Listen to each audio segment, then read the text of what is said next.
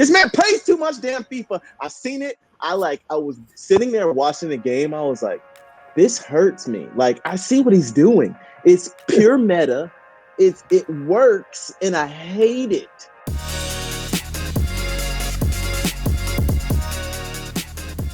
What is going on, folks? Once again, we are back with Did I Mention? I'm Aaron West. I'm joined, as always, by Tosin McKinday. We are reacting to England, Germany. And first of all, we have to apologize, I guess. I'm going to apologize. You don't have to, but I'm going to apologize. I've been talking wild trash about Gareth Southgate, about his managerial style, about his pragmatism, about his caution. But I think I have to apologize. Like, he got the tactics right. I didn't think he would. He got his team selection right. I didn't think he would. I mean, it's hindsight's 2020. When I looked at the team, I didn't think it was right, and I guess I have to apologize for that as well. But I mean, he got it right. He got his subs right. He got the approach right. He got the result right, which is literally the only thing that matters. But I mean, yeah, I'm gonna apologize to that man. I'm not too big of a person to say when I'm wrong, and I thought that they were going to lose. I thought England was going to lose to Germany. They did not. That is factual. I was wrong. That is also factual. So here I am, apologizing. Yeah, I would apologize, but, I still remember in 1996, and I'm still sad about that. Right there. But nah, like, seriously, he's done really well. I think, like I said, he's very conservative. He's very pragmatic, and he really just likes to sit back.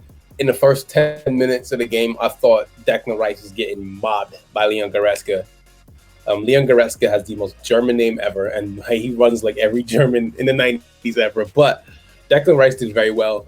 England did very well in general today. So big shout out to Gareth Phillips also. I'm going to have to shout out Calvin Phillips in that midfield as well. I have to. Shout out to the White Yardie. That's his new name, is White Yardie. Yes. All right, I'll have it. I will absolutely take that. I mean, first of all, I have to say this. Gareth Southgate 100% plays FIFA. He 100% plays weekend league, like, religiously. Like, he's booting up on Friday. Like, he's playing all 30 games. He's probably an Elite 2 finisher. Like, you can tell by the way he sets his tactics up with this England team. 5 in the back, 3 center backs, 2 wing backs, 2 holding mids, and then they just counter with 3 players. Like, it is pure meta tactics in FIFA. Like, if you play, you know what I'm talking about. If you don't, it basically is you just absorb all the pressure and then counterattack with a couple creative players. And then once you wear the team down due to attrition, you throw on a couple more attacking players to attack the tired legs. This man plays too much damn FIFA. I seen it. I was sitting there watching the game. I was like, this hurts me. Like, I see what he's doing. It's pure meta. It works, and I hate it. So, like, that's it. That's what I have to say. Like, there's nothing you can do to convince me that, like, Southgate's not, like, he didn't put like $5,000 into like FIFA points and like has a crazy team and he just plays super negative tactics. He has 97 Ronaldo and he still sits back and counters. Yeah. He's probably on the bench with Jadon Sancho. Oh my God, yes. It's perfect too. He brings on like his 5-star skiller late. He'll bring on the pay. He'll bring on his Jack Grealish late. Whatever, man. This man plays FIFA. Honestly, the sky is the limit for this team right now. Like, well, Gareth Southgate is the limit for this team right now. And I'm telling you, they are insanely talented. You have to admit it. Like, they are wildly talented, especially when we're moving forward. And like, we haven't been able to say that a lot of times with England, I think. Like, they have an incredible array of attacking and creative talent. Like, not just like strikers, wingers, creative midfielders. They have Jude Bellingham is going to be a fixture in that midfield for 10, 15 years, and he probably won't really sniff the pitch that much the rest of this tournament. The only thing that can legitimately stop them is Gareth Southgate slamming that handbrake on, playing 5 in the back and not even playing 5 in the back. Let's put that aside. Tactics are tactics. Just not allowing them to express themselves in the way that we know this team can't. Like, we've seen these guys play. They are wildly, wildly talented. The only thing that's going to stop him is if he puts too many of the screws to them and says, don't express yourself. but I don't see Ukraine beating them. And then from there, like anything is actually possible. Like, this tournament has been wild. This has been one of my favorite tournaments in a very long time. Yes. But yeah, that's the only thing I think can stop England. I mean, I just want to go back to how talented England are. I mean, Jadon Sancho didn't play today. Mason Mount didn't play today. Phil Foden didn't play today.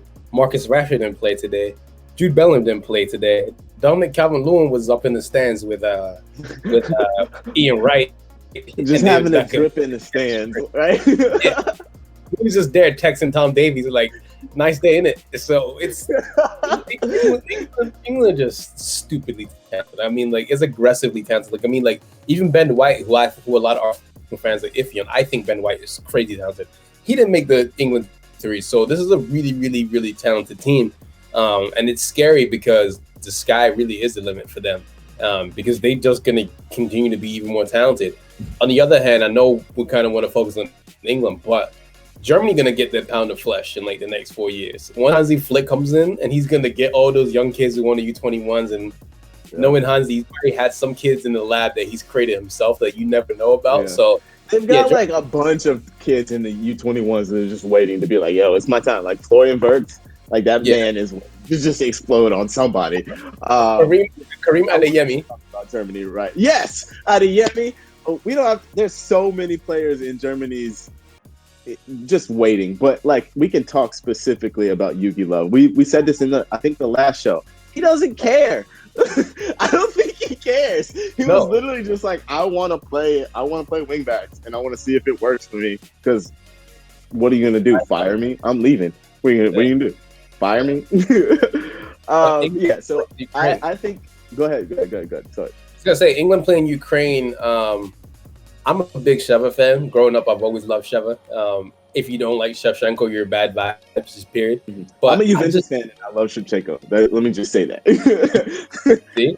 But I just feel like it's kind of the end of the road for Ukraine. And then, again, me being loud and wrong is when Ukraine's gonna come and beat them. But I don't know, man. Like, I just feel England just kind of England's gonna let the handbrakes off a little bit against Ukraine. They can kind of realize they can go out and attack that sort of team. So you probably see Phil Foden and Mason Mount come back in the team, and that's kind of going to be a little bit of a change. But again, man, England they just have too much options. Like, and you have a Jack Grealish who can come off the bench. You still have Rashford and all these other guys. It's not fair. It's not fair. It's really like, it's the same thing when you look at France. It's like, yo, how is this allowed that they have these players just chilling, waiting to come in? Like, this shouldn't be fair.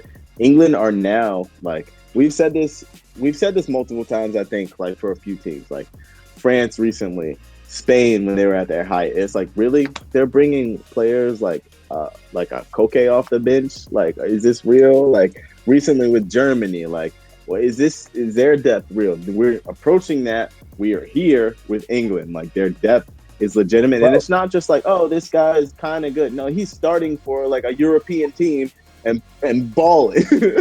Still has not played a lick in Euros. He just won the Champions League. Seen the grass except for warm-ups. He hasn't even. The oldest 24-year-old on the planet, by the way. Maybe that's why, because he's old. Also, shout out Gareth Southgate for watching our show and playing Luke Shaw. We knew that the United players in Marcus Rashford is hurt. He's probably not going to play that much. Like, he's literally just been trying to soldier on through injury for 3 years? I was going to say a few months. Like, it's been like 3 years now. Maguire was always going to come back into the team. Like, as much as you want to slate him, even as an Arsenal fan, I want to hate on him. But he's just a quality player. He is. You can see his leadership. You can see his quality. He's a good center back, a damn good center back. So he was going to come into the team. Him bringing Shaw in and sticking with Shaw, and I told you, Kieran Trippier on the other side. It's fine. He's natural right back. He'll be fine over there. If you want the man in your team, just put him on the right side. Luke Shaw and Kieran Trippier, that balance that they provide, like, if you play a back five, you have to have the right personnel for it. And very, very specifically, for a back five, your wing backs have to be able to both attack and defend. Who put in the cross for Raheem Sterling's goal? It's a little fella with a big body named Luke Shaw. I told you. Yeah. Shout out Carl Anka. Luke Shaw is damn 6 feet tall. He's like 6'1", right? As Carl would say, Luke Shaw is 6'1". Word, bar for bar. But no, I mean seriously, I mean Luke Shaw is 6 feet. Harry Maguire is very, very talented. I think I noticed that this season why we spent so much money on him, and I noticed it once United didn't have him in the final. So Big Mags is he's that guy. And quickly before we talk about the tactics, Stones and Walker and Maguire is a really good back three. I think those three work so well together. It's a really, really good balance. But I think England would stick with the tactics. Don't you think so? Kind of stick with the tactics? Yeah, I think it really, really works. Like, as much as you want to call it negative, when it works and when they're employing it in the right way, it has a really, really good balance because of that mix of players. Like, you've got John Stones, who loves to get forward and like play the ball. He loves to get on the ball and move it. Kyle Walker, his pace, he can cover a slower Harry Maguire who reads the game well and will step back for John Stones when he steps forward. If John Stones steps forward, it just becomes a regular back four or whatever. The balance in that team with Trippier pushing forward, it becomes a back four. Luke Shaw pushing forward, it just slides in. They understand each other's strengths well, and I think complemented with the very defensive double pivot like Declan Rice and Calvin Phillips, what they have is a lot of defensive stability, and that is, I mean, everybody says defense wins championships. Like, it really does. They still haven't conceded a damn goal. Like, that is insane.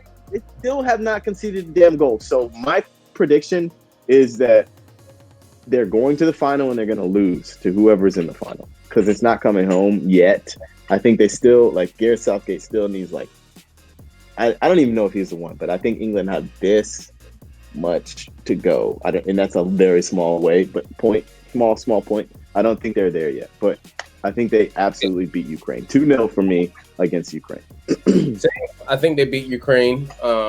Denmark's going to be a tough out, or Czech will be a tough out, both of those. But I think England do reach the final, and I do think that England are going to cry, either tears of joy or tears of pain. I'm not giving the prediction because you guys are not going to like expose we got a whole couple more shows to go before we give a final prediction. Come on, we can't give them that.